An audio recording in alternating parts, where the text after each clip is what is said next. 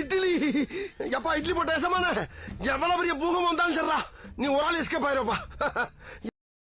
Welcome to ஐரக்ஷன் channel. எங்களோட videos உங்களுக்கு பிடிச்சிருந்ததுன்னா லைக் பண்ணுங்க, கமெண்ட் பண்ணுங்க, ஷேர் பண்ணுங்க, மறக்காம சப்ஸ்கிரைப் பண்ணுங்க. ஓகே, இப்போ என்ன வீடியோ பார்க்க போறோம்? லூசாப்பா நீன்னு ஒரு சேனல், அவங்களோட சேனல்ல இருந்தா பார்க்க போறோம். ரீசெண்டா போட்ட வீடியோ தான் பார்க்க போறோம். பார்க்கலாமா? இதே நான் ஆரம்பிக்காம நம்ம நண்பர் ஸ்டார்ட் ஆரம்பிச்சிருந்தான்னு வச்சுங்களேன், திருட்டு திமுக திருட்டு திமுகன்னு. ஆனா இப்ப ஆரம்பிக்கும் போது இனிக்குது திமுகன்றாரு. அது என்னன்ற ரகசியத்தை நீங்க சொல்லணும். கண்டிப்பா சொல்றேன், மக்களுக்காக சொல்றேன். இந்த சிரம் கொண்ட சிறுத்தையை சிராச்சு சிறங்கு வர வச்சுட்டாங்க, மாறிடுச்சு. கம்ப்யூட்டர் சாம்பிராணி கேள்விப்பட்டிருக்கீங்களா? அந்த கம்ப்யூட்டருக்கும் சாம்பிராணிக்கும் என்ன சம்பந்தம்?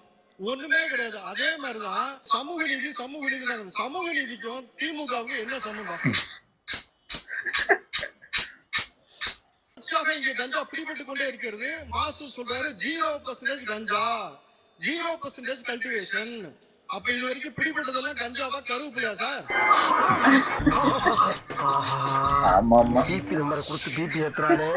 கஞ்சாவை ஒழிப்போம், அபில ஒழிப்போம், ஹெரோயினை ஒழிப்போன்றது எங்கயா ஒழிச்சு வச்சிருக்கா? பின்னாடி ஒழிச்சு வச்சிருக்க வேண்டியது, திருக்க வேண்டியது. அவனுக்கு எப்படி தெரியும்?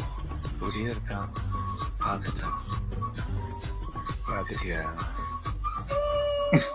காசியப்பம் பாத்திர கடையில இருந்து ஒருத்தர் கப்பு வாங்கிட்டு வந்தான் சார். உலக கோப்பையில போய் நான் ஜெயிச்சிருக்கேன்.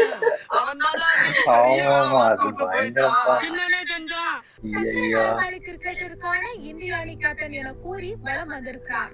கோப்பையுடன் அமைச்சர் ராஜகண்ணப்பனை சந்தித்து வாழ்த்து பெற்றிருக்கிறார் வினோத் பாபு.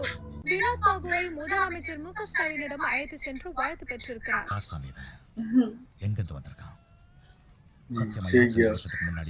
இதெல்லாம் தைரியம் வேணும். விசாரிச்சு பார்த்தா அவனுக்கு பாஸ்போர்ட் இல்லையா?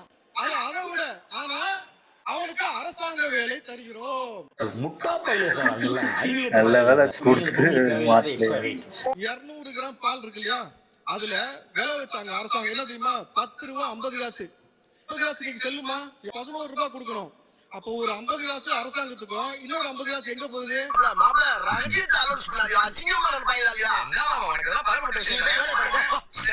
இனி இந்த லட்சத்துல 200 வெல்லுவோமா? அதாவது குடுக்கறது 200 கொடுத்து மைண்ட்ல 200 உட்காந்துருச்சு. எல்லாத்துக்கும் 200. என்ன ஊபிஸ் 200 ரூபீஸ் கிடைச்சிருச்சா? சந்தோஷமா? 200 ரூபாய் ஊபிஸ். சாட்ட ப்ரோ, கொஞ்ச நாளா ரொம்ப சேட்ட ப்ரோ. அண்ணாட பரம்போக்கு ஒரு நாளைக்கு பெல்ட்டால உரின்னு உரிக்கல. செந்தமிழ் கவிஞன் நான். சினிமாக்காரன் பின்னாடி போகவே கூடாதுன்னு தொடர்ச்சியா நீங்க பேசுறீங்கன்னாக்கா, முதல்ல இந்த அரங்கத்துல இருந்து இறங்கி அங்க போய் உட்கார வேண்டியது நம்ம சாட்ட ப்ரோவும் நம்ம போஸ் வெங்கட்டும் தான். இப்ப நீ என்ன பண்ண போற? இப்ப ஜட்ஜா நடிச்சாரு, ஒரு இதுல வந்து கான்ஸ்டபிளா நடிச்சாரு. அதுக்கப்புறம் பாத்தீங்கன்னாக்கா மிமிக்ரி அவர் மாதிரி பண்ண வராதுங்க. நடிச்சீங்கல்ல போலீஸ் வருதுல. சொல்லுங்க நடிகர்லாம் கூட்டம் வரும் அப்படின்னா அதோட நிப்பாட்டுல கூட பரவாயில்ல. நயன்தாரா அனுப்பிச்சா கூட்டம் வரும், சன்னி லியோன் வந்தா கூட்டம் வரும். இது ஒரு பேச்சு இல்ல, அது ஜோக் இல்ல, ரொம்ப எரிச்சலா இருக்கு. நாங்க எங்க தளபதியை பத்தி வீட்டுல உட்காந்து எங்க அக்கா கூட, எங்க அம்மா கூட, என் பொண்டாட்டி கூட, புள்ள கூட உட்காந்து பேசுவோம். நீ அதே மாதிரி சன்னி லியோனை பத்தி வீட்டுல உட்காந்து பேசுவியா? நீ கேட்ட ஒவ்வொரு கேள்வி என்ன செருப்பால அடிச்ச மாதிரி இருக்குடா. மாதிரி இல்ல, உண்மையிலே செருப்பால கேசரி நாங்க எப்பா இந்த கேசரிய பார்த்தா பூரா பையனும் பயப்படுறியே, எல்லாரும் சுகர் பேஷண்டாங்க, ஓயாம ஒண்ணுக்கு வரும்னு. டேய் சும்மாறா, நானே நொந்து போயிருக்கேன். விஜய் அவர்கள் இந்த இப்படி நின்னாரு போராடலாம் பேசுறாரு. சரி, நான் ஒண்ணு செய்யட்டுமா?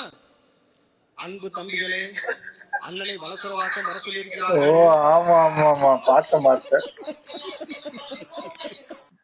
நீங்கள் எல்லோரும்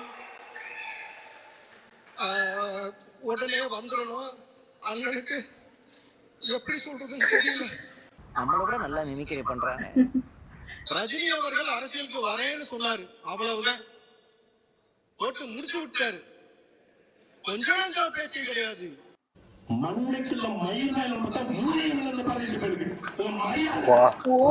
ரஜினிகாந்த் லதான் ஒரு நடிகை அவர் காதலிக்க அதுக்கு காது ஒய்ஜி மைதனுக்கு தெரிய ஒய்ஜி மைதனை குழந்தையால கூட்டி கொடுக்க நீ மகன் ஐயய்யய்யோ, எவ்வளவு வீடியோ இதெல்லாம்.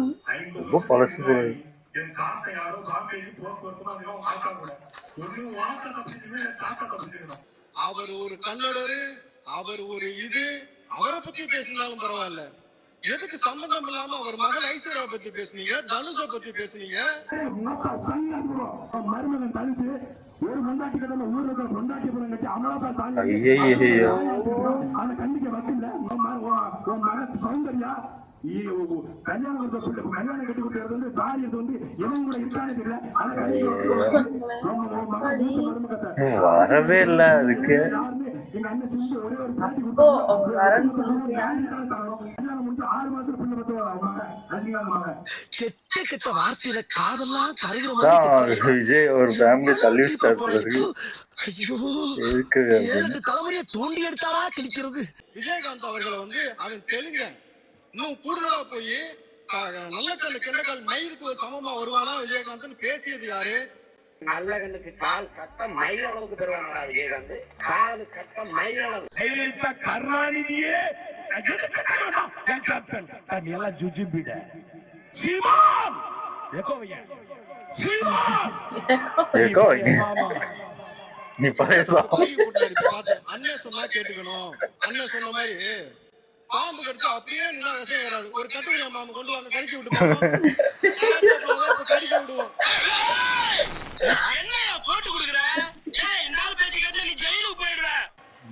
நீங்க அதே மாதிரி அமைதியா இருங்க. விஷம் ஏறுதா இல்லையான்னு நிகழ்ச்சி முடிவுக்குள்ள தெரிஞ்சு போயிடும். ஆமா, இதெல்லாம் கடிச்சா எடுத்து போயிருவாங்க. எல்லா இடத்துலயும் போய் விஜய் பத்தி பேசுங்க.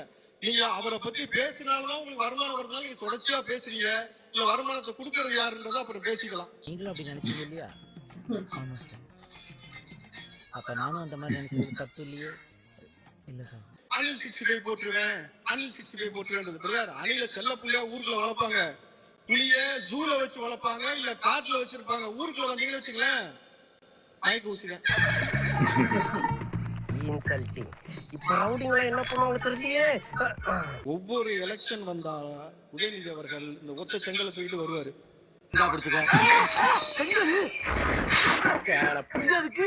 அண்ணன் திருமாதான் சொன்னாரு, திமுக ஒரு கொடிய விஷப்பாம்பு, கண்ணாடி விரியனும் கட்டு விரியனும் கலந்து இருக்கக்கூடிய பாம்பு, அவர் பக்கம் நமக்கு போக மாட்டோம். யாரும் நம்புறேனே தெரியல. சிட்டி இப்படி பண்ணிட்டாங்க. ஸ்டாலின் எனக்கு ஒரு பொருட்டே கிடையாது. அவருக்கெல்லாம் ஒண்ணுமே தெரியாது. இனமான உள்ளவன், தன்மான உள்ளவன், உயிருள்ள வரைக்கும் இந்த திமுக நான் கூட்டணி வைக்க மாட்டேன்னு சொன்னாரு. இப்ப உங்களுக்கு என்ன இல்லைன்றது அவர் தான் சொல்லணும். அதெல்லாம் சிரிச்சுக்கணும்.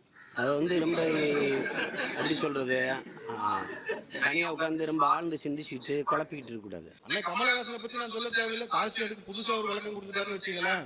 இந்த உலகத்துல மக்கள் மனுஷன் தோன்ற காலத்துல இருந்து விளக்கத்தை யாரும் சொல்லியிருக்காங்க? கூட்டணி கட்சிகளை திட்டமிட்டது வரைக்கும் திமுக அழித்துதான் வரலாறு. இது வரைக்கும் ஒரு கூட்டணி கட்சிக்கு சரிசமமாக இடத்தை கொடுத்து அவர்களை வளர விட்டுருக்காங்க. எங்க இருக்கு சொல்லுங்க பாப்போம். வாய்ப்பே கிடையாது. இந்த தை பிறந்த பிறகு வழி பிறக்கும். நிச்சயமாக தளபதி அவர்கள் தமிழ்நாட்டின் முதலமைச்சராக வந்து அமர்வார் என்று சொல்லி வாய்ப்புக்கு நன்றி சொல்லி விடைபெறுகிறேன். நன்றி, வணக்கம். ஓ, இவர் பேசுன மட்டும் இருக்கா? மட்டும்தான் இருக்காரு. நான் அவங்களா பேசுவாங்க அப்படின்னு நினைச்சேன். எல்லாரும் வருவாங்க அப்படிதான் நினைச்சேன் நானும். அப்பதான் இவர் பத்தும் பயங்கரமா ஒரு வரலாறும் ஒண்ணு பயங்கரமா தான் இருக்கு. அந்த விஜயகாந்த் திட்டினது இதெல்லாம் நான் பார்த்திருக்கேன். ஆனா ரஜினிகாந்த பத்தி திட்டினதெல்லாம் அப்பா என்னென்ன, அதாவது ஒருத்தவங்க வராங்கன்னா அவங்கள திட்டுறது ஓகே, அவங்க அரசியல் வராங்க அரசியல் ரீதியா திட்டுறதுலாம் ஓகே தான். ஆனா அவங்க ஃபேமிலிலாம் இழுக்கிறது வந்து கொஞ்சம் இது தப்பா தோணுது. அது அவங்க ஃபேமிலி என்ன பண்ணாலும் அது அதுக்கும் இதுக்கும் சம்பந்தமே இல்லாத ஒரு விஷயம். அதை தூக்கிட்டு வந்து பேசுறதே தப்பான விஷயம். இது ஏன் இப்படி பேசியிருக்காங்க?